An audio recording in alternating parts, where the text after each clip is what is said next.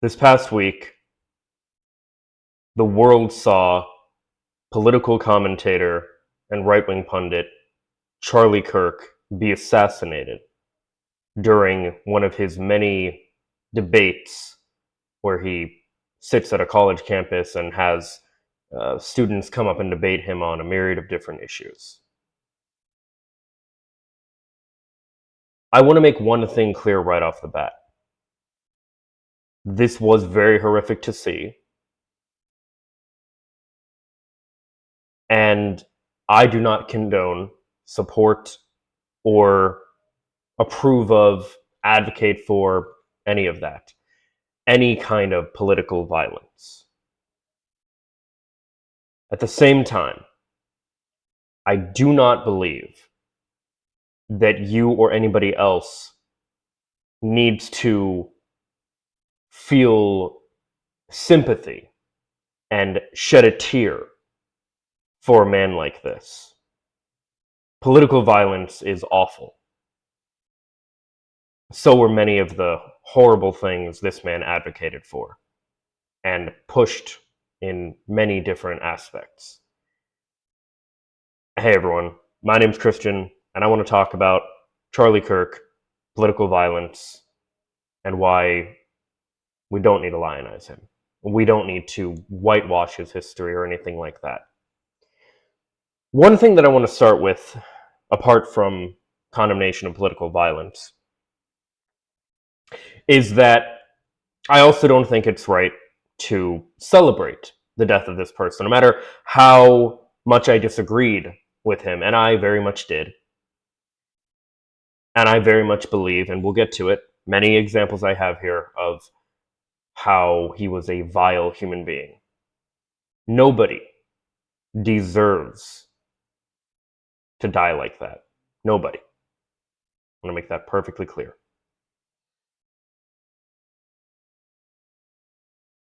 And with that said, let me give a little bit of context, I guess you could say. I found out about this. I was just like scrolling through Reddit, and I saw people like posting about this. I'm like, wait, what? No, like this didn't really have this like some crazy like thing, right? I just see these things about like Charlie Kirk shot, right? Different stuff like that. So I start looking into it. I'm like, no, he wasn't. And then I like, I see the clip about, and I go to YouTube and I see like Hassan's covering like, well, actually no, Hassan isn't alive. Maybe it was Vosh cover. I don't remember. Someone was covering like, breaking, Charlie Kirk shot, whatever, right? Stuff like that. And so I'm checking this out and I'm seeing these things. I'm seeing people post about this and all these different things. I'm going to Twitter. I'm seeing all these different things. I see it from one angle and I'm like, it's a pretty far away angle. And I'm like, okay, no, he's not. Like okay, maybe he was. Like you hear the pop and everything, right? But I'm thinking he's not, like, maybe he was shot in the arm or something. Like I can't really tell from that angle.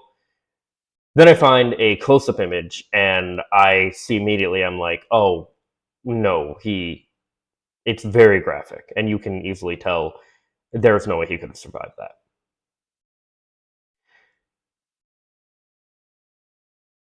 And one thing that I want to say about that, just real quick, a lot of people are saying as well that like that type of thing shouldn't be allowed on social media. I think it should come with some kind of like content warning about how this is very graphic, but it is important for people to be able to see this horrific thing that happened, see the reality of a horrible situation. Just like what happened when George Floyd was murdered. So I saw this and I thought, okay, it's horrible that this person was shot.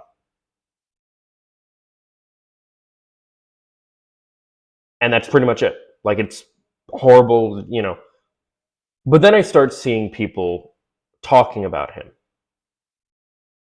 lionizing him, talking about him as if he was a good person. And this is the issue that I had. A friend of mine, even in a chat group that I have, actually got upset with me for this because I just, I shot everyone a quick message. I was like, "Hey guys, how we all doing today?" And He was like, pretty good, except, I just found out Charlie Kirk's dead. And something about this, for me personally, just kind of set me off. For one, I didn't think this was going to reach like normie spheres, if you will. I didn't think it was going to get nearly as big as it did. I knew of Charlie Kirk because I do this. I follow this stuff. I know about him, right? I didn't think the public knew about him. I didn't realize how close he was to Trump or anything like that. But something about this, just, you see, I have been biting my tongue on many different issues where conservatives have been winning or a certain viewpoint would be expressed or something like that. I've been holding my tongue on many different issues to keep the peace with friends and family. I've talked about this before, I live in Florida, and I grew up in a relatively conservative, family, a Christian conservative family, and a lot of my friend group and stuff that I developed as I was growing up were through a church. So, even my friend that left this group and our friend group in general, I met through like my youth group when I was a part of that back in like middle school and high school. Although we all met through this like young adults youth group thing, which that's kind of a topic for another time. But the whole like young adults group thing is kind of, I feel like, an example of how religion, and especially Christianity, kind of like keeps you in like perpetual adolescence. It's really weird, but we'll that's not what this is about. Seeing the way people were reacting to this, when I knew damn well they didn't say shit about Gaza, they celebrated the attack on countries like Iran and had made plenty of jokes at the expense of minorities and many other people. It just, well, to use a term properly that people like Kirk like to use, it triggered me. It made me upset, and I just gave my thoughts on the guy. I said, yeah, the person is dead. It's horrible that a human being died, but this was a vile human being who spewed hate throughout his entire career. And that didn't really sit well with with my friend. So unfortunately, he ended up leaving the group chat. I'm hoping I can like make amends with him or at some point. Which, on that note, that's also something to kind of, you know, mention how it seems to be, people on the left that always have to extend the olive branch to people on the right, which is crazy, but it's how things tend to go. Um, with that in mind, though, that's kind of the personal part of this. But I want to get into as well everything else. So without further ado, let's get into it. One of the main things that I saw when this all first happened was this quote from Charlie, where he said this specifically like right after a school shooting, which, by the way, there was yet another school shooting that occurred the same day that Charlie was murdered. And yet, how did Charlie feel about gun violence? Well, he said, I think it's worth it to have a cost of, unfortunately, some gun deaths every single year, so that we can have the Second Amendment to protect our other God-given rights. He thought gun deaths were worth it. And I gotta say, I've never seen anybody really stand for their beliefs as much as someone like him. We have many more quotes to go through here. Holy Kool-Aid did a really good compilation, and one of the big things I was looking for, especially to do this as a compilation. But as you can see, I've kind of made my own little compilation thing here too that we're going to get through.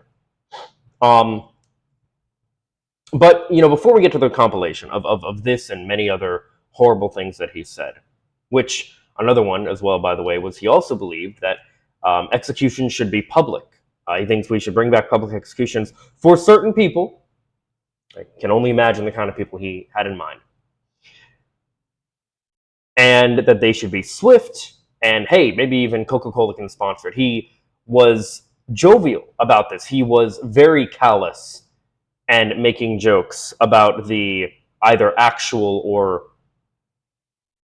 theoretical death and execution of others. Yet people like me are supposed to mourn and cry that this person's gone? No. Let's continue. I'm not going to go through the whole thing, but I do want to point out that Taylor Lawrence, as she often does drop pretty banger videos, she did a really good video on the real political violence in America. And essentially what she's talking about is the very real truth, kind of the same concept I was talking about. Basically, when violence, when homeless people starve, when children are mowed down in school shootings, when all of these horrific events happen, when cities and other countries outside of ours are blown up in any capacity, attacked, hurt, damaged, that's just seen as the way things work. But when something like a right-wing grifter is assassinated, again, the assassination was wrong, but the reaction is crazy. Very performative too, as we'll get to a little bit later here. But essentially what Taylor was getting at here, and again, very much agree, is that it's completely hypocritical. The level of hand-wringing these people were doing over Kirk's death, when so many examples here of Kirk and his ilk. What's this? Are celebrating, have celebrated many horrible things. Yeah, we had let's see, where are we? Yeah. Political violence is being condemned across the U.S. after Charlie Kirk's death. Where is that outrage when 100 plus Palestinians are being killed with American weapons every single day?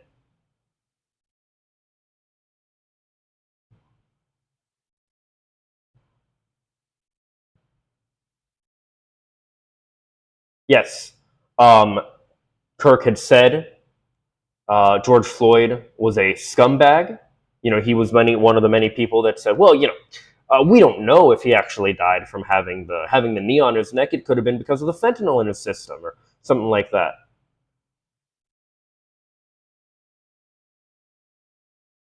People like Matt Walsh have, mocked trans people's suicides. Many different things like this, right? And yet they have the gall to say things like Elon Musk posted to... Elon Musk had said after Kirk's death, the left is the party of murder. And yet you see the rhetoric that people are pushing. Yeah, even some more left-wing liberals like Dean Withers. He did this look, maybe he had a legitimately strong reaction to the whole thing and actually cried and broke down and all that, but I don't know, it seemed pretty performative to me. But I'm not gonna, his best friend was like next to debate Kirk in line and saw Kirk die right in front of him, which is like, I wouldn't wish what happened to him or people seeing what happened to him on anybody. Like, that's horrific. Absolutely horrific. But the hypocrisy just really gets me. Again, Taylor did a great video on it, highly recommend. And most of these videos we're going to kind of skim through here. I highly recommend in general because they are very, very good. This is a good compilation that I want to go through. Like I said, Holy Kool-Aid did a really good video. This Holy Kool-Aid makes some good content too, but let me show you this here. I can't stand the word empathy, actually. I think empathy is a made-up New Age term that does a lot of damage. So that's one of the things too, right? People are saying, "Oh, well, I thought people on the left, they're supposed to be about empathy and stuff," and maybe people might even direct toward me, like, Christian, are you supposed to be the guy that you're about like nuance and empathy and caring for people and all that stuff? And 100%. I'm showing this man the exact same levels of empathy, and the memory of him the exact same levels of empathy that he believed everybody deserved. Clearly, he didn't believe in empathy. He thought it was a new age term, something that wasn't real. So, you know, really, the only way to properly honor somebody like this is to not show them any empathy. That would be an insult to him, I would think. I think it's worth it. I think it's worth to have a cost of, unfortunately, some gun deaths every single year. This is not. Yeah. So again, Holy Kool-Aid's video is incredible, but we're just gonna kind of use this video for the I didn't like it, my bad. But we're just gonna use it for the clips to go through. Damn, he's looking pretty good these days. I haven't seen like some of his content directly in a while, but good on you, man. Person stating that the passage As if he watches this. He wouldn't even knows who I am. of the Civil Rights Act was a huge mistake. We note in our piece that Kirk describes King as, quote, a bad guy. It's true. And Kirk's self-described very, very radical view that the country made a mistake when it passed the Civil Rights Act. Also true. And the Civil Rights Act, though, let's be clear, created a beast, and that beast has now turned into an anti-white weapon. Yeah, so this is one of the people that very much believed, well, I don't know if he believed the things that he spouted, but he pushed the Great Replacement theory, the idea that anytime there were black people in a position of power, that it was an effort of DEI and it was something to replace us and all of these different things. And he was just constantly pushing all of this type of hate. There were many things he would also say against, about women and children that were also abhorrent. Let's get into some more examples here. Was raped, he would force her to carry it to term. Yes, yeah, this is a wonderful example. So if you had a daughter and she was 10 and she got raped, would you want her to go through that and carry her baby? That's awfully graphic. It's but it's a real life scenario that happens. It's a very real scenario that happens for people, and it's absolutely horrific. To many people. What was that one? There was that, I don't remember where she was, but there was a girl who was like 12 or something, and she was raped. She wanted to get rid of the kid, but it was crazy. They basically told her like she wasn't old enough to make that decision to abort the child, but they believed she was old enough to have the child and be a mother. Make it make sense, you fucking freaks. The answer is yes, the baby would be delivered. And as millions. Yeah. His answer to, if your own daughter was raped and got pregnant, his answer is yes, he would force his daughter to have the baby. You can't, like, this is horrific. This person he does not deserve the lionization that he's getting at all. Put more people in prison. I said, honestly, we should be much tougher on crime. We need more people in jail.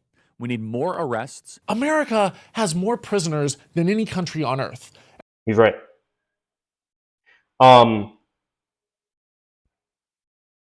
Yeah, that was his solution to homeless people. And his top recommendation was for the Republican Party. He stated that we do not have enough people in jail in this country. This was a... Yes, the super prisons that we have in this country are not full enough. That's an incredible take. Oh, yes. Okay, so this was pretty gross, too. University was and the only good reason for women to go to it was to find a husband. I'm Addie, and I'm 14. I'm a freshman in high school. I think there is an argument to bring back the MRS degree. And no, seriously. And I'd never heard of the MRS degree before, by the way. What he's really saying here is that you should go to college as a woman to find a husband, not to get an education, to find a husband, which let me be perfectly clear about this. When I was trying to go to college, I very much believed that I was going to, and hoped that I was going to find my wife there. I'd start dating someone, we'd fall in love, and eventually her and I would get married, and we'd have our life together. That's not what happened. But there's nothing wrong with having that as one of your intentions for going to college. If that's your only reason for going to college, though, I would recommend saving the thousands and like hundreds of thousands of dollars you're going to be spending at college. Same as you're just going for the experience or whatever. No, the main thing you should be going to college for, legitimately, is an education. Otherwise, like, what are you doing? The other things are like nice pieces to it, but you're gonna need to like pay back those college debts and make a living for yourself and all that. That's really what the point of it is, right? And just But of course, why did somebody like Kirk say something like this? Because he believed, as he had also spoken about many times, and we actually went over it when I had gone over the whole Taylor Swift engagement thing, and he was one of the people that I responded to in regards to it, that basically these, like, he believes, him and again his ilk, believes that women's purpose is to be bred and produce offspring, and that's pretty much it. Maybe provide, like, not even emotional, I don't think, but maybe provide sexual gratification for their um their husbands as well. I don't think I really ever heard Kirk specifically say anything like that, but definitely on the breeding thing, like a woman's place is to breed and things like that, right? Oh, and of course, has to be specifically white women, and rich preferably as well, because the reality is, if you were a minority, if you were really anything other than him, white cis het male minority, he like sorry, not a minority, he didn't like you. That's just the reality of the situation. be clear, that's why you're going to college, right? Don't lie to yourself. Like, don't like, I'm studying sociology. No, you're not. We know why you're here. And that's okay. I say college is a scam, but if you're going to find your life partner, like, that's actually a really good reason to go to college. And so, yeah, you could go learn some stuff. That's fine, I guess, or whatever. Just don't listen to your professors. Charlie Kirk had Yeah, you can learn some stuff, just don't listen to your who are you going to learn stuff from? Like, what are we talking about? Again, I'm just trying to go through the compilation here. We have many more things to go through here. Like I said, though, definitely check this out. Good video overall that he did, that Holy Kool-Aid did. What is this one? We'll get to that. Okay, sure, we'll get to this next. So, yeah,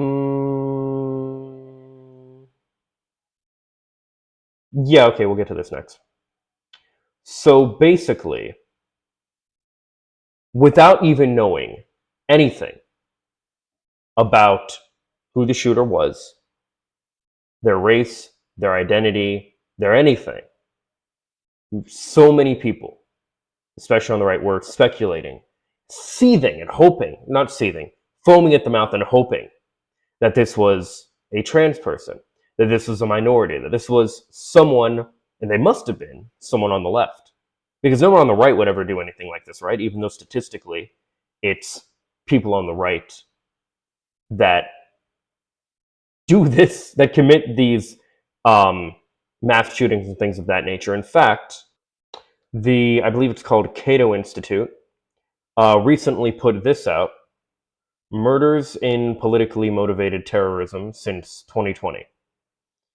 We have Islamism. Why is it Islamism? Wouldn't just be Islam? At 17 deaths, 21% share of deaths. We have left wing, if you will, 18 or 22%, which actually a little bit higher than Islam, which actually kind of makes sense, because let's be real, there are fucking freaks on the left as well. I'm not going to deny that. But we have from the right about doubling, actually, doubling the left. We have nothing from separatism. Great job, guys. 1% from unknown, total 81. But you see right here, right?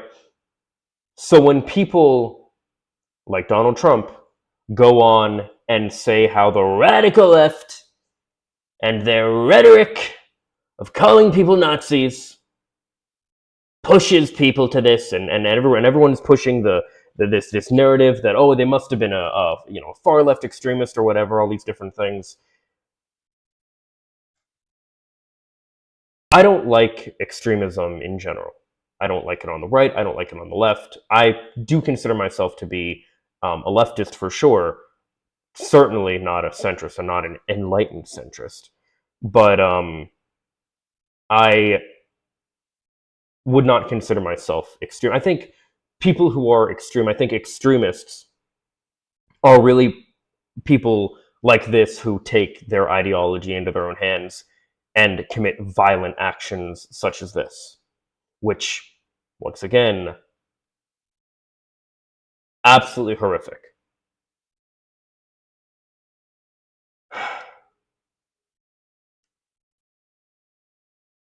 But these people never waste a tragedy. Body was still warm. And they're going off about how this is war and we need to, crack down on the left and all these different things. I'm going to be honest. This was something, and I've had many moments like this that have kind of made me think like, oh shit, can I do this? Can I actually do what I'm trying to do here for you guys? Are we going to reach a point where people like myself and anybody that has any kind of, political opinion or otherwise different from the right, be it social, political, even if it's something as seemingly tame as gay and trans people should have a right to exist and live the life that they want, and even if it's something like that, whatever the opinion or the whatever it is, right, or that like science is valid or something, right, all these different things. Will we be silenced or will we be arrested or worse? What could potentially happen to us for expressing political dissent? And, I've been pretty encouraged by seeing people like myself who I would say are similar to me, I would say, in kind of our, like, political and social views, and people who I've been inspired by to make this kind of content myself and everything. They're continuing. So I should too. And it seems like, because we do legitimately have the First Amendment, for the most part at least, people are able to speak on this in a way that is honest, and we don't have to do the hand wringing and stuff like that, which is good. That is a good thing. Again, celebrating, not okay. I don't think anybody's death should be celebrated like this. But the constant cries for essentially civil war and all this stuff, like, these people are doing this all the time. This is one of the like big things I heard about this too, is that like these people have, they cry about civil war anytime there's anything they don't like that happens. Anytime like a caricature, a racist caricature of a mascot or whatever is like changed to be like slightly less racist, or there's like a race swap in a adaptation of a book or a comic or something, or or a retelling of it, whatever it might be, right? All the culture war stuff. Anytime a trans person publicly exists, like the Dylan Mulvaney thing, and all these different things. These people do this civil war shit over everything. So we are at a point where you cannot continue escalating the rhetoric without anything happening. We are kind of at the point where it's time to put up or shut up. And I'm hoping that it's going to be time to shut up. We now know, and we'll get to it a little bit later. Of course, you guys know I don't like to go over the name of the person or show their face or anything, because I believe that gives them the credit and infamy that they wanted for committing horrible acts like this. But we now know that the person who did commit the shooting was not probably anywhere on the left. And yet, this is important. This is something that Suris went over. Suris, of course, makes a lot of good content as well. And he's also a fellow fan of Sonic. He was part of the Sunset City podcast, which is a podcast for the classic and modern age. But he was part of that as well with Channel Pop and a few others. And I quite liked that, as well as his political content. So it was very interesting having a overlap of those two worlds. But anyway, I just wanted to, I'm trying to inject a little bit of like levity and stuff in here and things that I enjoy outside of this, because this is fucking dark shit, you know what I mean? But the right is going ballistic over Charlie Kirk. Like I said, very good video, like all of his videos are. Oh yeah, we'll go over this in a minute. There is a website, a doxing website that basically what it is it's to, if anybody is found celebrating the death of Kirk, they are to be put on this website and basically put on a registry where people call their employers and try to get them fired, try to get their lives ruined for making jokes at the expense of somebody who they themselves made many jokes about their own political enemies. And we're going to get to that in a little bit here too. I know the hypocrisy angle does not really sit well with a lot of people, because it's very much understood, especially at this point, that these guys don't care about hypocrisy. They know they're hypocrites. They know they're evil. They're fine with that. Yet, I do think it's important to point out things like this. After Paul Pelosi was bludgeoned and left with a skull fracture, Charlie Kirk asked his listeners to bail out Pelosi's attacker. After Melissa Hortman and her husband and their dog were murdered by a right-wing nutjob in Minnesota, Kirk tried to link Governor Walz and other Democrats to the murders. He celebrated violence against Democrats, against his political enemies. So again, I say, spare me your righteous indignation. When they make jokes, and people like Donald Trump Jr., who was friends with Kirk, made jokes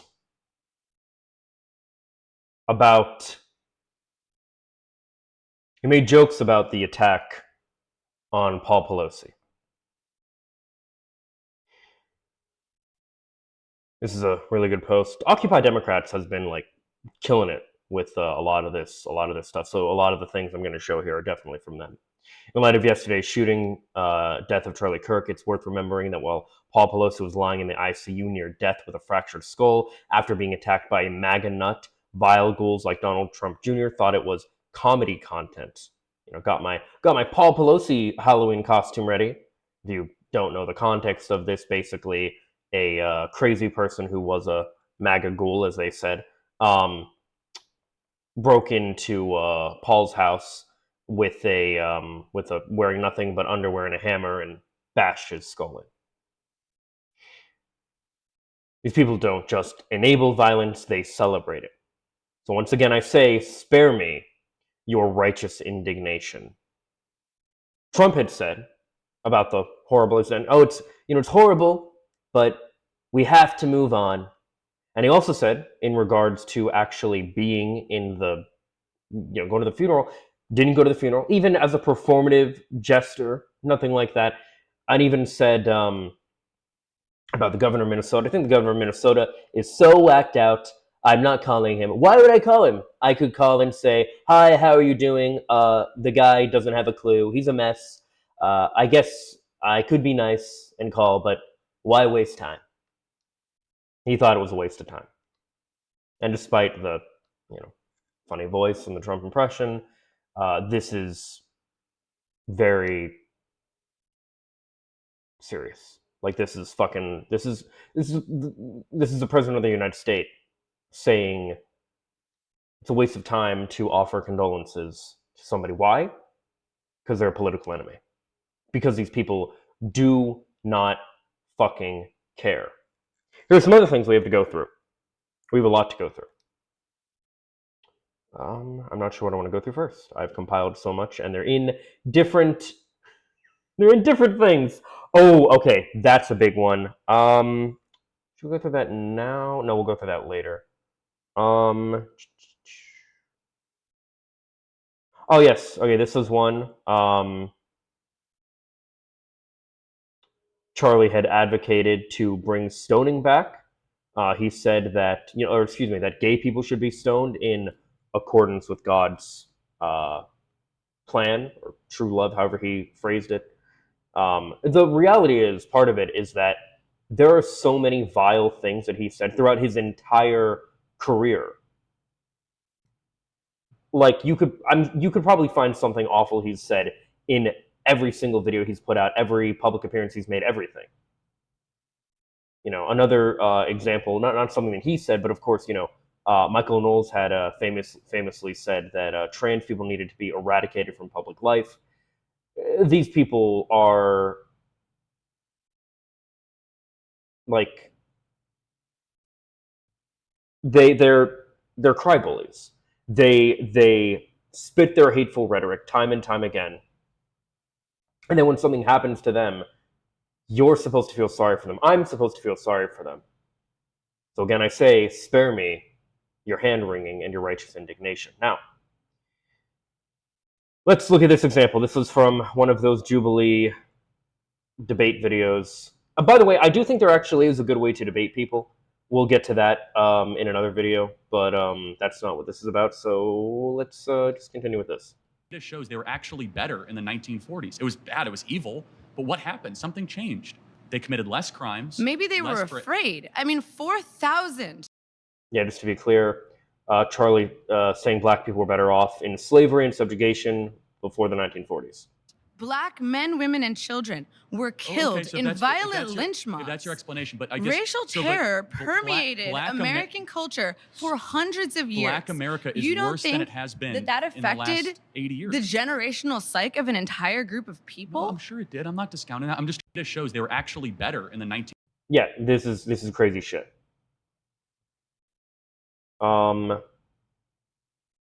Oh my god, and yeah, speaking about just how I felt about black people in general, this was like crazy. And Sheila Jackson Lee and Ketanji Brown Jackson were affirmative action picks, we would have been called the racist. But now they're coming out and they're saying it for us. They're coming out and they're saying, I'm only here because of affirmative action. Yeah, we know. You do not have the brain processing power to otherwise be taken really seriously. You had to go steal a white person's slot to go be taken somewhat seriously. Play cut 52. Yeah, crazy. Like, if you're a minority of any sort and in a position of power, it has to be because of DEI, and it has to be because of the Great Replacement theory. Which, one of the things that Trump said in his address was that people like myself and many other people on the left, we need to stop calling people on the right Nazis. Well, tell you what, if they stopped being Nazis, maybe we would. But when you're pushing things like the Great Replacement, that's Nazi shit. That's Nazi ideology. Besides that, Nazis love these guys.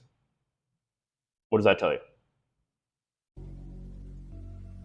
But I rise today as a clear recipient of affirmative action, and particularly in higher education. I may have been admitted, but I declare that I did not graduate on affirmative action. This is my personal story. Yeah, we've talked about this before, I think, but the myth that a minority is in any position of power and took a white person's spot because of affirmative action is just that. It's a myth. The reality is that many times minorities and or women actually have to work harder than a white person or a male, which I happen to be both of those. They have to work harder. They don't get a free pass.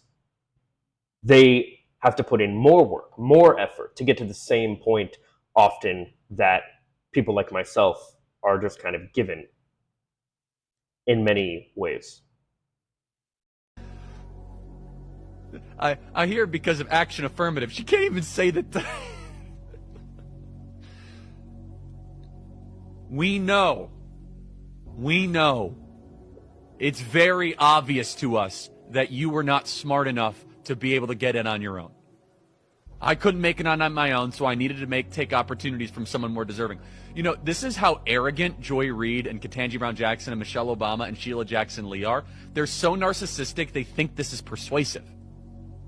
They think we're like, oh, of course, that's why we need affirmative action, because you have impressed us with your brilliance. Of course.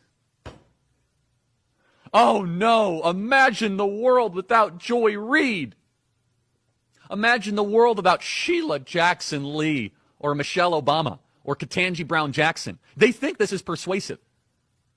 They think, as they kind of now reveal, that I'm only here because of anti-white, anti-Asian forced discrimination policies. Yeah. That's the whole point, right? It's anti-white, it's replacing us, it's all that shit. Turned me into a bitter, resentful activist that hates white people, honestly, through our like, holy shit, dude. A Kirk, oh my god. A Charlie Kirk eulogy. In Charlie Kirk's tragic death, we should mourn the state of a country where so many can be easily pushed to deadly violence, where everyone so easily has the means to carry out murderous acts. But honestly, Charlie Kirk was not a national treasure. He was not a champion for people. He did not contribute to anyone or anything's advancement. So why should America mourn Charlie Kirk? On campuses, he spread resentment, vilifying minorities, mocking LGBTQ students, and sneering at everyone living outside his narrow worldview. He didn't go to inspire, he went to inflame. And he saved his nastiest rhetoric for women with aspirations beyond being a housewife, belittling birth control, dismantling career goals, and pushing MRS degree at their as their highest calling. His audience, mostly young men frustrated they can't land the jobs or the women they want, but instead of telling them how to take a look in the mirror, Kirk convinced them it's everyone else's fault. Yeah, I've talked about this so many times, right? Something that the right is incredibly good at is pointing out to real problems that people, especially young men, have, and then saying it's their fault. It's their fault that you're struggling in the workforce. It's their fault that you can't get a girlfriend, can't get laid, can't get any of these things, can't have the friend group and the relationships with people you want. It's their fault that you're struggling and you're so miserable and tired. And it's got nothing to do with the economic systems, or maybe the fact that you just need to put in some work and actually like build yourself up into a person like worthy of being like attracting the kind of people into your life that you want to attract, things of that nature. Something that I'm still very much on the journey of myself. No, because it's so much easier to point to other people, to point and blame other people. And yet the president ordered, he's being made into a martyr, and the president ordered the flags at half-mast. Did they do that for the murder of, excuse me, did they do that for the murder of Hortman and her husband? Did they do that? Have they done that for any of the recent school shootings, any of these things? No, they don't care about these things. They don't care about political violence only when it's against their views. Many people on the left are being consistent. People like even Zohran Mamdani, for example. Excuse me. Bernie Sanders, AOC, Hassan, which not a, Hassan Piker, not a political figure, but not a political, not a politician himself. Many people, many of us have been very clear about the fact that we condemn the political violence, but we can also acknowledge that this was not a good human being and he doesn't deserve to be mourned like this.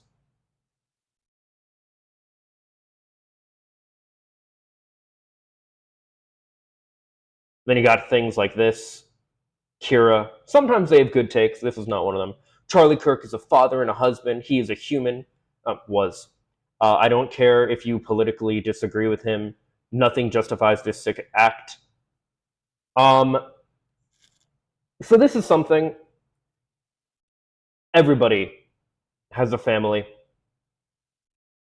Everybody, the fact that you procreated or that you got married, I'm sorry, that doesn't make you a special person. That doesn't absolve you of crimes or anything else like that. George Floyd was a father, and Kirk called him scum. Kirk continued to perpetuate the idea that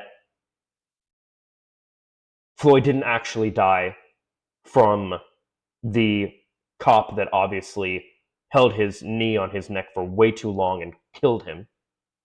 But rather, it was just fentanyl in his system. It must have been that.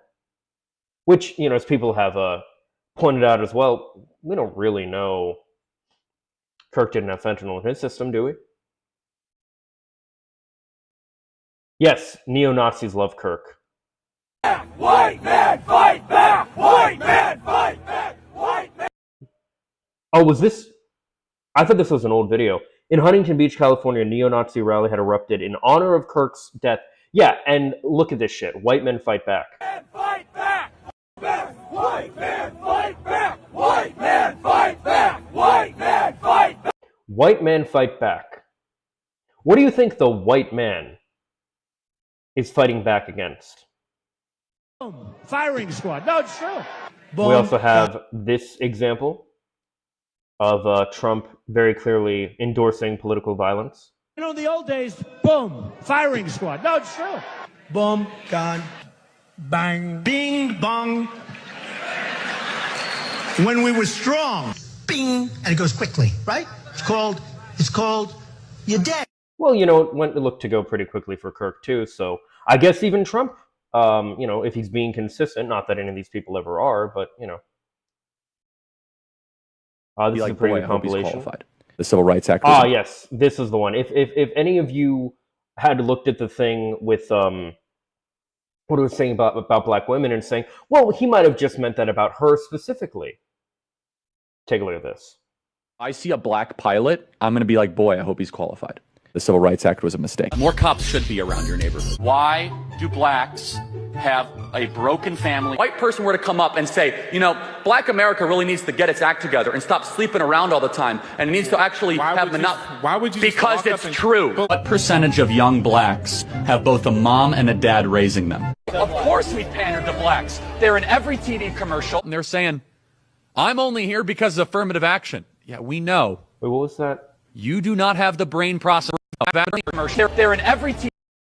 Charlie Kirk complaining about black people being on. First of all, every commercial, these people do this shit all. It's like there's gay people everywhere, there's black people everywhere. Like, no, they're just more common than they were. It's just not white people central all the time and straight people central like you would like it to be. More diversity is not a bad thing. Like, we still exist. White cis people, I see them all the time in commercials and many other things. There was that whole fucking ad they just did for Sydney Sweeney and the Great Genes thing, which this is a hot take among other people on the left. I don't think it was intentionally supposed to be a right-wing dog whistle, at least not originally. I think it was legitimately a play on words because Sydney's hot and she does have good genes, Genes, and at the same time, she was promoting Levi Jeans, Jeans. I think that's what that was about. See? You see the disagreement and the nuance and stuff we can have?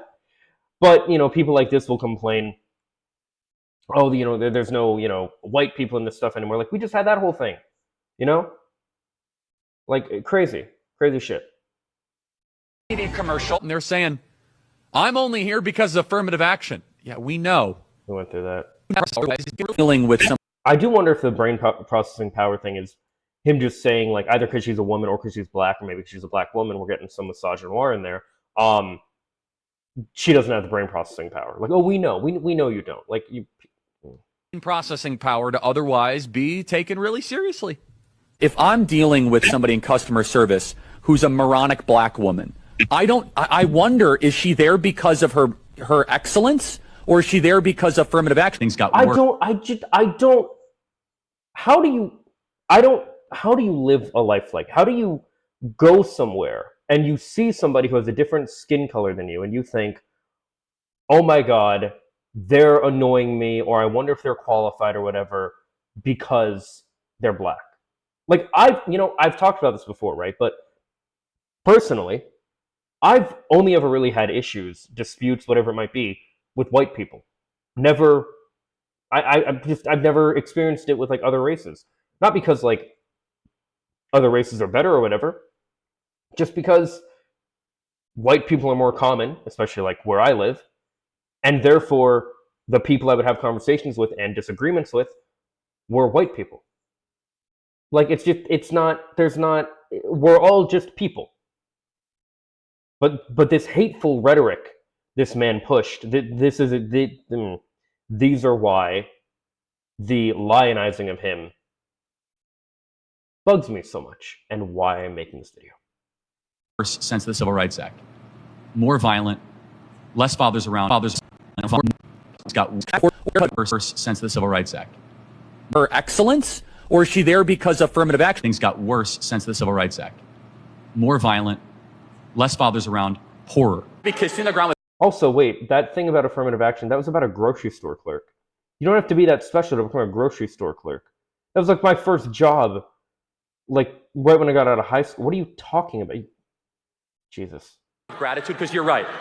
You are not in Africa, and you should be thankful you're not in Africa. Certain skin color now gets their own summertime celebration. It's now become a racial complaining day. BLM, and remember what BLM stands for. That's not what Juneteenth is. That's not what It's just, it's kind of like another Independence Day. It's the true Independence Day, if you will, because it's when everybody in America actually became, like, legitimately free. And it is something worth celebrating, for sure. For burn, loot, and murder. America is poorer today than before we tried to start to help them. Black women married the government and divorced the men that they were once with. Half of all prisoners are black. Exactly. So blacks commit more crime. They commit more murders. They commit more arsons. They commit more kidnappings. It's not a profile. Okay, do I need to go through everything? We know that, like, racial profiling is a big reason for this. The drug war, which was a massive failure. Well, it was a success for what it was trying to achieve, but, like, the war on drugs was that's what I meant when I said drug war. I meant war on drugs, my apologies. The war on drugs was, like, used and still is used as a way to, an excuse to arrest black people and imprison them basically forever, like, all kind of things. Like you can go on and on with this shit. Oh, wrong one.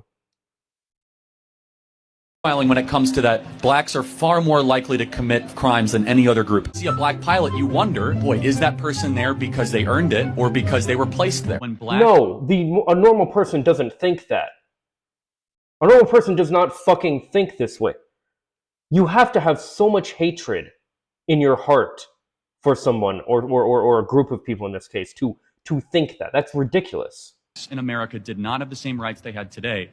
They were less murderous. Death toll likely would not have been as high if it wasn't for DEI. Black culture has collapsed. What the fuck? Oh, that was about the bridge collapse. Everything this person has said constantly. The last 60 years. Systemic racism stuff is a business. For DEI. Black culture has collapsed the last 60 years. Systemic racism stuff is a bunch of rubbish. Instead, it's systemic bad choices. Do you feel that Systemic bad choices can't be systemic? Okay. racism isn't real? Of course not. The George Floyd protests, riots. Look, myself and many others have gone over. Do I need to even keep going? I mean, I kind of want to because we're almost done with this, but, like, I mean, you get the idea. Like, we have a supply and demand issue with racism in our country. We have an incredibly low supply of racism and an incredible demand to try to fulfill it. So we've created racism where it doesn't exist. Is it about Okay, that's interesting. That kind of feeds into a narrative that a lot of right wingers also believe, where basically that we're all going to be racist again, like anyway. So if the white people aren't in charge, then another minority, like if a minority becomes the majority and white people become the minority, they're gonna be shitty to us like we were shitty to them. Which is like also like you realize you're being racist, like not only against them but yourself in a way at that point. Like it's crazy. I don't know. It's crazy. It's crazy. Contemplating the good, the true, and the beautiful, or is it about being a gangbanger and trying to get as much money and sleep with as many girls? Time for us to stop listening to rap music and this degenerate hip-hop stuff. Can you clarify your definition of critical race theory? Call everything racist till you control it. And we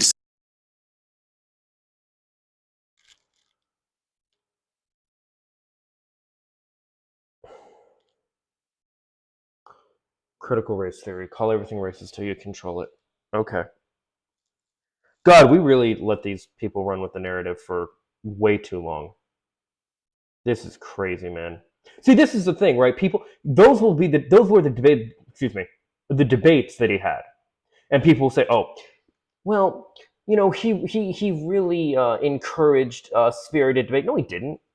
He did all this fucking underhanded bullshit, like smarmy whataboutism and all this other. I kid you not, his last words. I'm not going to show the video for obvious reasons, but his last. Well, actually, there are videos where it doesn't have like the horrific. Well, let's finish this and then we'll get to the.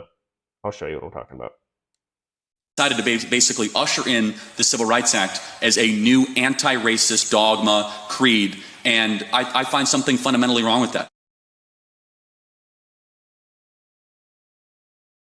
Yes, the country trying to be less racist is a dogmatic bad thing. That's ridiculous. Jesus Christ. Okay, this is not okay. Come on, guys. Let me just see if I can do like last words or something. No, I want to find.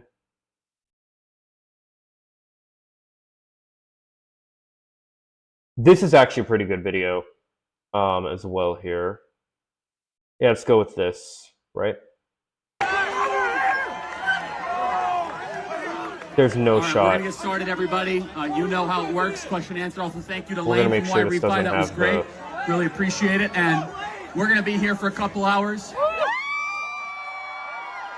That didn't last. Get comfortable. Bring the best libs that Utah has to offer, because we're going to have some fun here. Okay, where's the... Hey, I'm looking at you up here. Oh, I wanted to find his actual last words. Like, where is the... Here, maybe this should do it. I do want to share with our viewers here some video and some sound of now the late Charlie Kirk speaking to this crowd of students in Orem, Utah. And it wasn't just students, I should add. This event was open to... Just put the fucking video in the bag. Holy shit, man. Transgender Americans have... So they were arguing, right, about... Charlie was arguing with another person about essentially trans people committing more violence, and this is the person's retort, right? Been mass shooters over the last 10 years? Too many. It's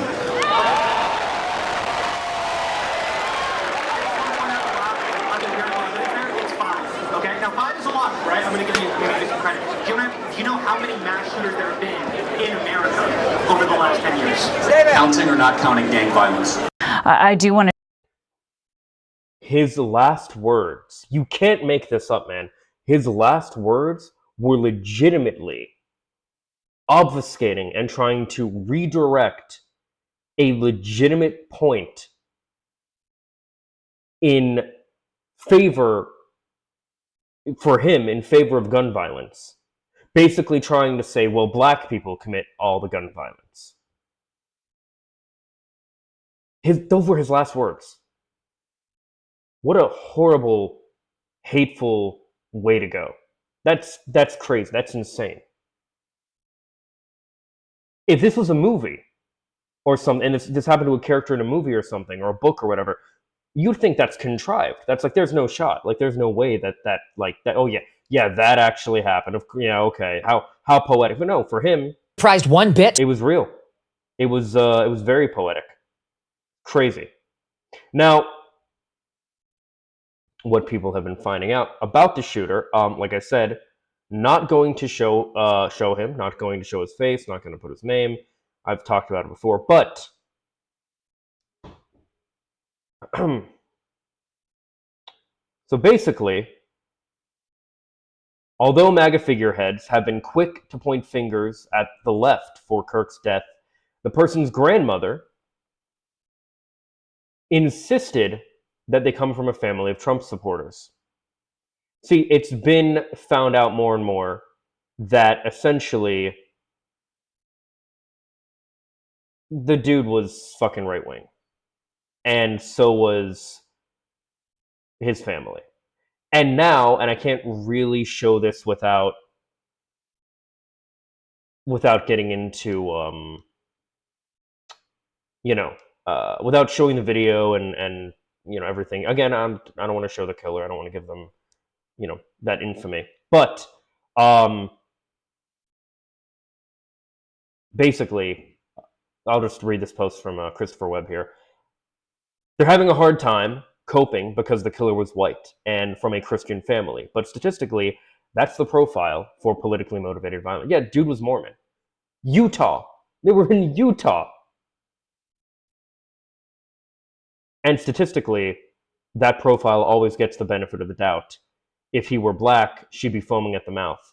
Instead, she asks, what happened to him? What happened to this poor young man? Right? Crazy.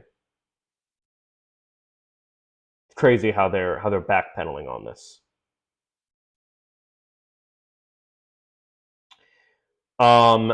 Let's see.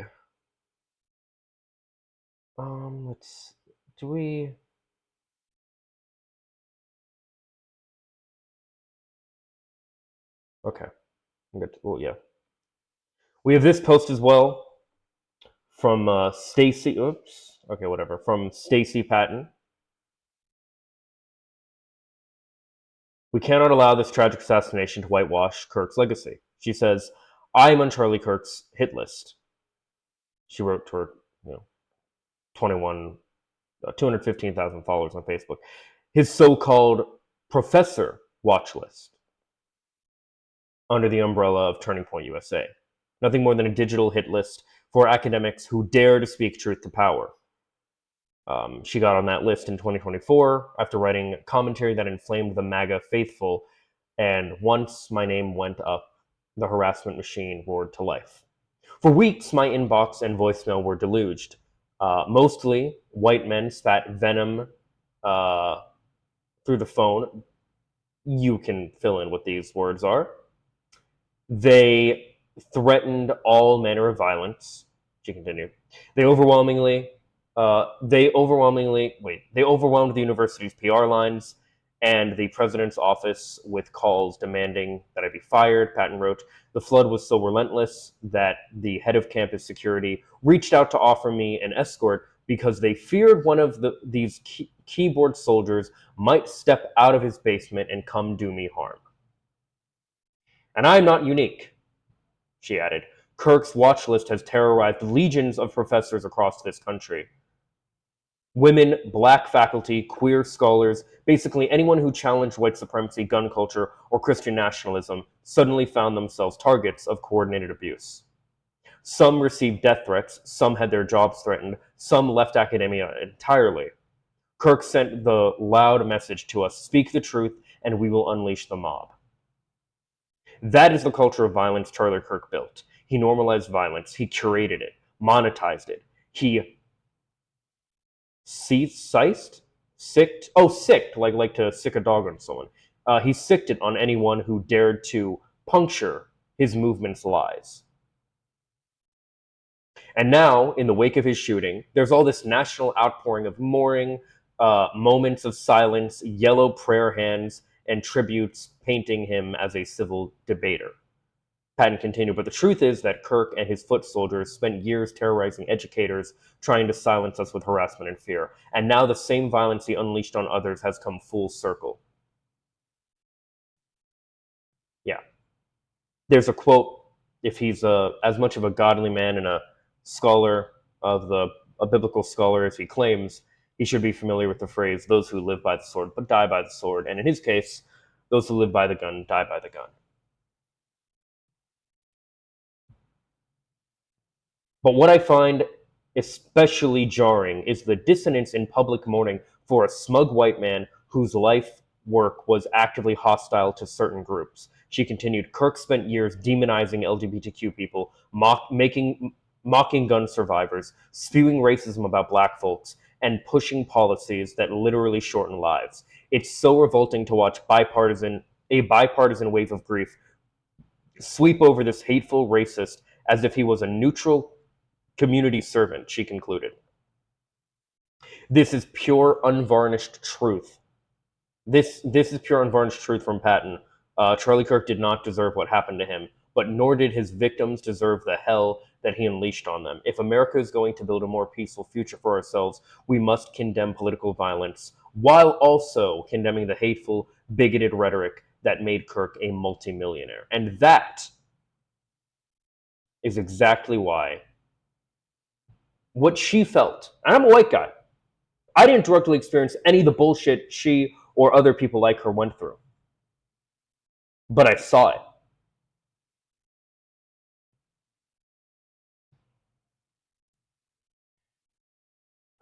So that is why I got so fucking upset, so angry at the reaction and the hand-wringing. You need to feel sorry for him. He's a father and he's a husband. Blah, blah, blah. Spare me your fucking righteous indignation. Speaking of anger, let's talk about something really fucking performative. This is such bullshit! I've never been so pissed in my whole life! And this murder of Charlie Kirk right here in Utah! I'm so freaking pissed right now! This is bullshit! I just saw blood squirting out of his neck! I love that! I'm sorry. When I first saw this, I couldn't help but laugh, because this is so, like, this is obviously fake, right?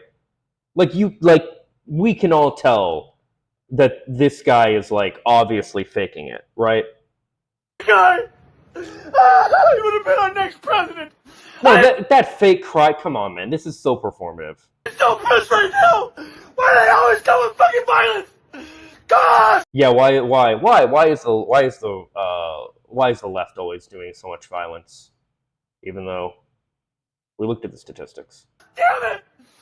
Use your freaking words as they're talking to you people! Who shot Charlie Kirk? What do the captions say? Like the auto captions, why do they always come with this fucking violence? Wait, oh my god! Use your fucking words as you're talking to people?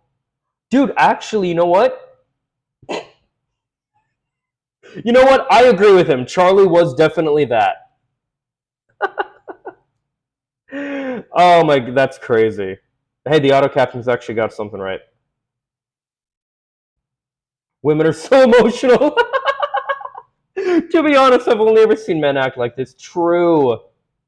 Jesus Christ.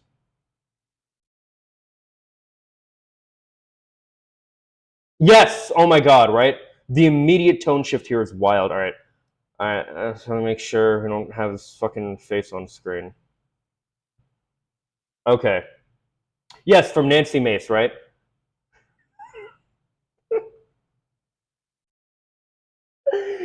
You know. So she says, we know Charlie Kirk would want us to pray for such an evil and lost individual like the killer and find Jesus Christ. We'll try to do the same. We truly believe if he had ever sat down across from Charlie, the great debater, the man of faith and grace he was, he wouldn't have pulled the trigger. Yeah, now that it's a right-wing white man, they're not calling for his lynching. We have this. If the shooter turns out to be Hispanic, build the wall. Arab, ban Muslims. Black, BLM or terrorists. White, we need to ask ourselves, how are we as a society failing these poor, troubled young men? What kind of movies, video games, and music are we making? It's so fucking disgusting, dude. If you guys know anything about me, you know I hate double standards. I hate hypocrisy, and that's exactly what this shit is. We have this, the leftist student in Utah who didn't want Charlie Kirk to speak, did what leftists do. They signed petitions, staged a protest, and lined up to challenge him. The right-winger who didn't want Charlie Kirk to speak did what right-wingers do, and shot him. We're not the same. Very true. We're almost done with these. Yeah, we have, this is just the backpedaling, right? The kind of jumping all around here, but, it's what it is. We'll get back to that. So I can't actually find the original video for this anymore, but actually, wait, maybe I can. I know Vosh went over it, but I think, actually, wait, I might have saved it somewhere. All right, I got the original video right here. And on this, talk to me about the environment. We are there. Kind of gives the game away here, but video of a political pundit commenting on Charlie Kirk's shooting going viral after MSNBC fired him for it. Listen to what he had to say. Reports of exactly what happened are not. Remember, these guys, what Kirk and his ilk were apparently about, or are apparently about, is free speech. They're free speech absolutists and stuff, right? Confirmed yet. But talk to me about the environment in which a shooting like this happens. Yeah, and again, I emphasize what you just emphasized. We don't know any of the full details of this. That we don't know if this was a supporter shooting their gun off in celebration, or so we have no idea. That part's kind of fucked, but about this. But following up what was just said, he's been one of the most divisive, especially divisive younger figures in this, who is constantly sort of pushing this sort of hate speech or sort of aimed at certain groups. And I always go back to hateful thoughts lead to hateful words, which then lead to hateful actions. I'm going to bring you in on this. He was fired for that. For basically just rightfully explaining that, yeah, dude sowed hate and division the entire time. You reap what you sow. And again, all these people with their constant hand-wringing, oh, you should feel sorry for him, blah, blah, blah. Even if you disagree with him, the right doesn't attack their political enemies like this. They wouldn't make fun of something like this, really. Is that so?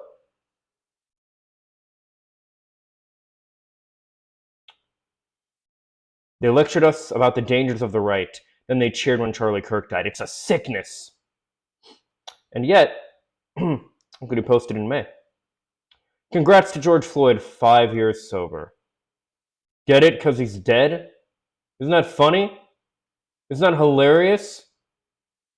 Fucking piece of shit.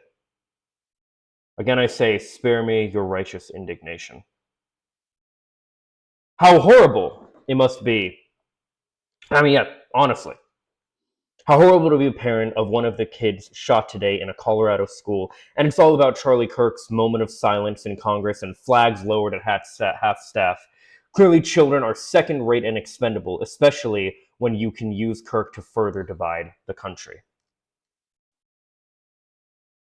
Makes sense, right? Spent so much of his life, literally until the end of his life, trying to direct people's attention away from legitimate gun violence and calling attention to it and trying to get us to do something about it, making us look away from that and looking toward minorities and stuff. Even in the case of this shooting, a shooting was going on, and hey, people were more focused on him than they were the shooting happening. Crazy. Tell him, he really did stand for what he believed. He really did own it. Before we even knew who the killer was, and I want to be clear, I'm not someone who's like, oh, I don't think it's this guy they caught. No, I think it probably is him. And I'm glad that he is going to be serving time, not much because they have the death penalty there, but he's going to be serving time for the horrific crime that he committed. Because I want to really, really make sure this is understood. Although Charlie was a vile human being, he did not deserve to be murdered like this. Nobody deserves to be killed like this at all. And people who commit acts of political violence or any violence like this do need to be... I mean, I think everybody ultimately needs to be helped, but when you're somebody like this in this kind of position, there's not much we can really do for you, which is really sad. I think they should be helped before they get to that point. But these are things that Kirk and his ilk fight against. Ironically, the things that would have saved him, the things that people like myself, many of you watching, probably advocate for, would have saved him. But before they even knew, historically black universities were under lockdown after receiving, really? Bomb threats and such. I'll let this woman talk about it.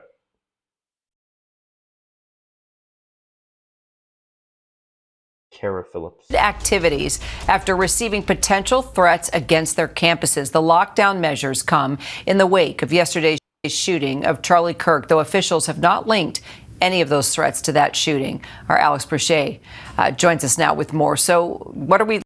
But we cannot cause physical... Did not mean to do that. Potential threats against their campuses. The lockdown measures... Really?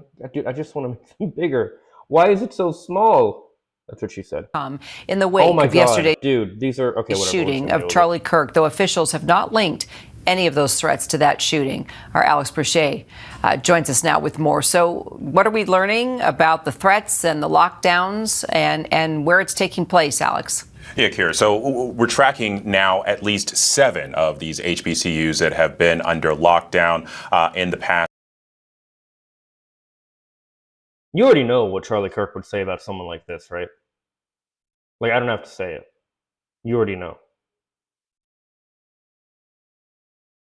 24 hours following that assassination of Charlie Kirk. That includes Alabama State, Hampton, Virginia State, Southern, Bethune-Cookman, Clark Atlanta, and also Spelman there in Atlanta. Now, some of these universities have already begun the process of lifting these lockdowns or shelter in places. Others have, like Southern, have actually extended those through the weekend. They've canceled classes through the weekend, which at this moment, that is the longest extension of this lockdown. But I can tell you that the FBI has released a statement. I don't know if we have a full screen of it, but it does say that the FBI takes these threats very seriously because it puts innocent people at risk. While we have no information to indicate a credible threat, we will continue to work with our local, state, and federal law enforcement partners to gather, share, and act upon threat information as it comes to our attention. But I can tell you that we've been in touch with a number of students, including some on... Right. So the point is, why were they attacking historically black colleges? They had nothing to do with it. Think there might be some bias against the people that love Charlie so much?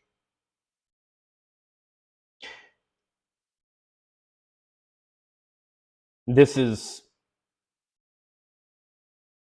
a really good way to kind of wrap a lot of this stuff up too. People will look you dead in the eye and tell you to have respect for someone who has spent their entire career making sure you don't get to live an equal and happy life or live at all.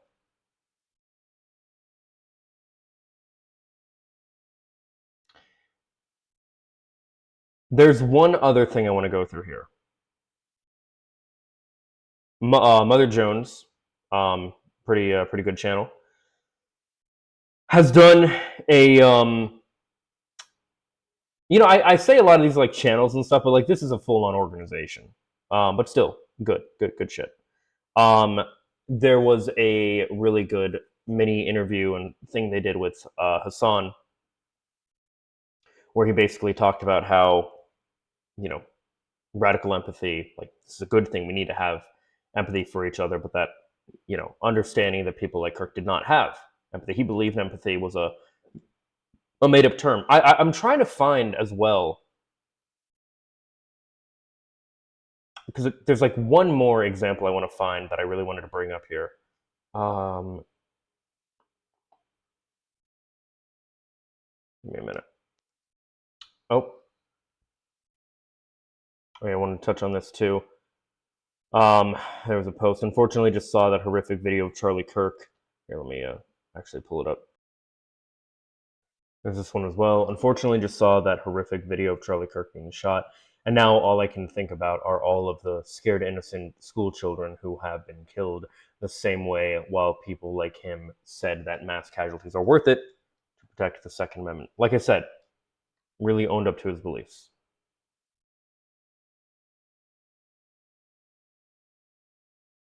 There is one more thing to go through here, and we'll get to the overall point, if you will.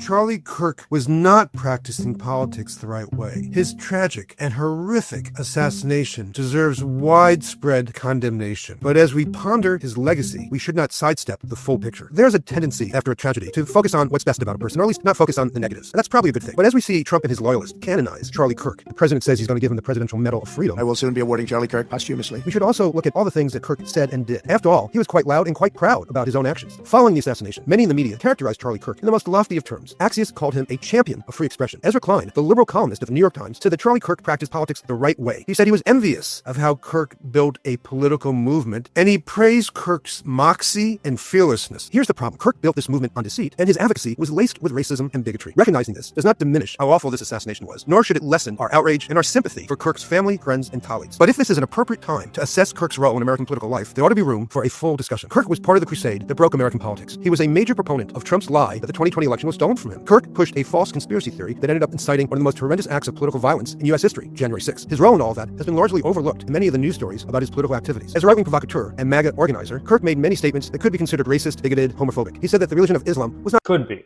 considered. Dude, they just were.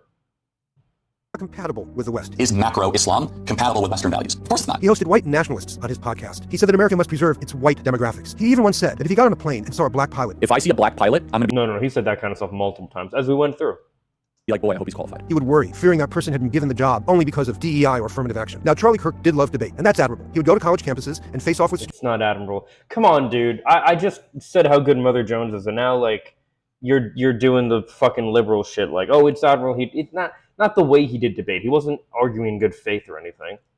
And take them all on. But that's not the whole story. We really do have to look at what he said, and he often encouraged harsh and divisive rhetoric. He was not at all shy about the positions he held and the controversies he generated. So as he is being canonized by Trump and the right, these are matters we should be free to discuss, which means there's no reason to back away from evaluating all these statements and actions while we ponder his legacy. And the lies he advanced did fuel political violence and an assault on our national foundation. That is not practicing politics the right way. His assassination is horrible and frightening and should be denounced by all. It should prompt reflection on what is happening within our country and what we ought to do to prevent further political violence. But it should not protect Kirk or anyone else who engages in the politics of extremism from critical review. Yeah. That's a really good way to put it. I saw that shortly before I sat down to start recording this and decided, yeah, it's a really fucking good way to phrase that.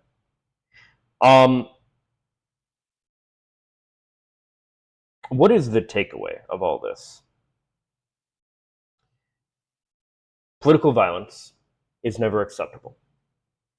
We need to further our own ideas and ideals through democracy, through voting, through spirited, good faith debate, and getting people to come to our side and helping them to understand and all these different things like that.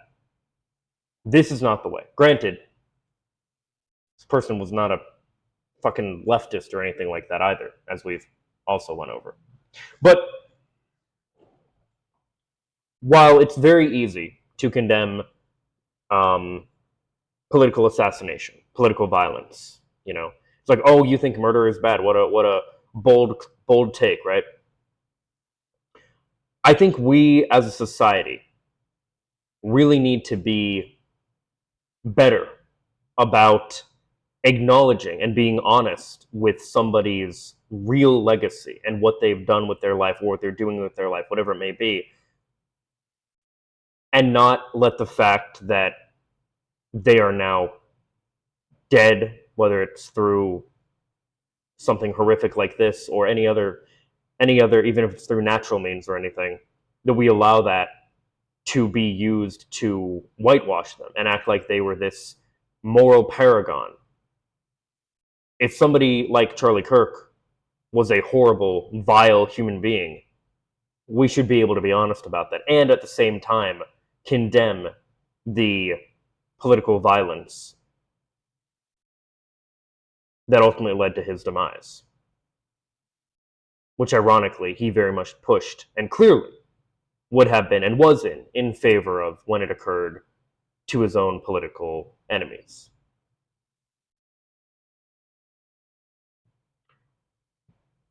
It's important to not let the narrative be taken by people who want to, well, make a martyr out of him, like they are doing. It's important to be able to point out and understand that, yes, it's always horrible when somebody dies. It's never a good thing. And it is something that needs to be condemned on every level. But it does not mean I, you, or anybody else needs to or has any responsibility to, any capacity, anything like that, to shed a tear for somebody who their entire life, their entire career, just spit vitriol and hatred and sowed division rather than unity with everything they did.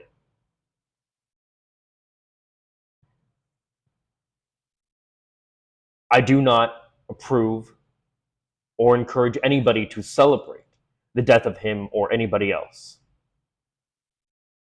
But I do encourage all of us to be honest about what kind of person he was, what kind of legacy he truly left behind. And if these kind of things happen to other people in the future, to as well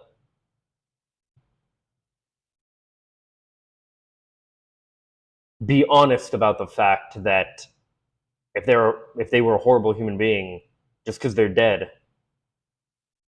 doesn't mean they need respected or anything like that. No, I don't believe you should, I should, anybody should celebrate the death of Charlie or any other human being. I also do not believe that you, myself, or anyone are owed a shred of empathy, sympathy, or anything to a man as vile as this. I believe we can and should be able to at the same time condemn something as horrible as political violence and assassination, while at the same time acknowledging this was a horrible human being.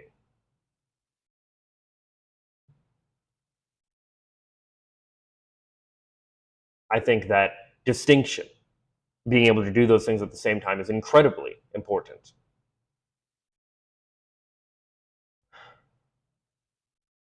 And I also think this, in all honesty, especially with the right being how they are currently, I don't think this is going to lead to civil war. I don't think this is going to lead to really clamping down on people. There are a few people like Libs of TikTok and that website I mentioned have probably gotten people fired, which is also horrific. Remember, the anti-cancel culture people, the free speech absolutists. At the same time, I do think you should be careful about what you post online or otherwise, and you are not celebrating, because there is nothing to celebrate. This is absolutely horrific that we are at this point, that people are taking these kinds of actions in the country. And unlike him, I will legitimately call for unity, peace, and understanding, and us to find common ground with one another, to have legitimate discussion and legitimate debate with each other, not to argue, not to win, not to trigger the libs or any bullshit like that, but instead to understand the other person's perspective and try to help them see ours as well. Because at the end of the day, we are all human beings. We're all people trying to figure it out in this crazy experiment we call life. And especially when we live in a society such as we do, we need to get along. We need to stop this hatred.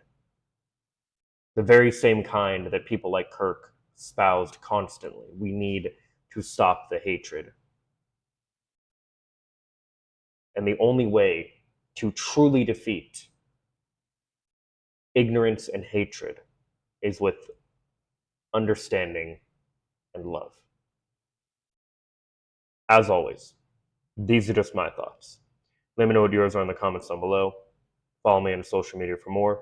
Subscribe, ring the bell to stay up to date. Leave a like if you like. And if not, I hope you find something you do like. Take care of each other out there, guys. Peace and love.